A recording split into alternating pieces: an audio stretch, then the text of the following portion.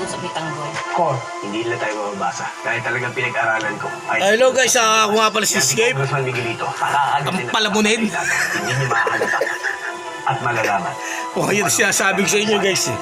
Palamunin ako ngayon dito sa bahay namin. Yung sinasabi ko. Kaya yung mga nanlalait sa akin, o sige palamunin nyo ako sa inyo. Para may karapatan kayong manlait sa akin. Okay? Baka lumuhod pa ako eh. Pag hindi nyo ako pinakain ng libre ha, nasabi ko sa inyo yan. Alam nyo guys, sa totoo lang, may mga taong ganyan mahilig magsalita. Ang tao ganyan palamunin. Sa totoo lang, kulang pa masaya pang-apply. O, di ba? Maintindihan nyo yan eh. O, di ba?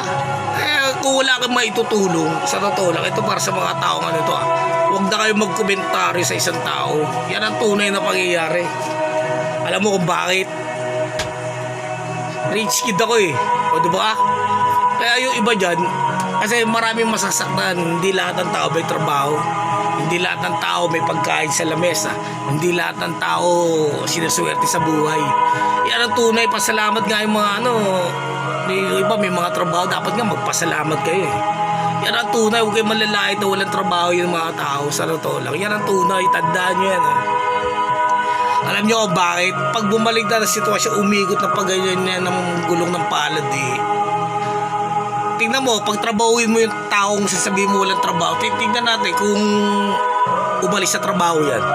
Baka hindi ka umabsent yan eh. O diba? Yan ang tunay na pangyayari dahil kailangan nyo ng ganun. Wala lang mga pang-requirements. O diba? Ay yung mga official ng mga barangay, tulungan nyo yung mga kababaro nyo. O diba? Mag-aalala na eh. Yan ang tunay na pangyayari. Ako, huwag nyo akong intindihin. Alam mo bakit? Senador nga ako.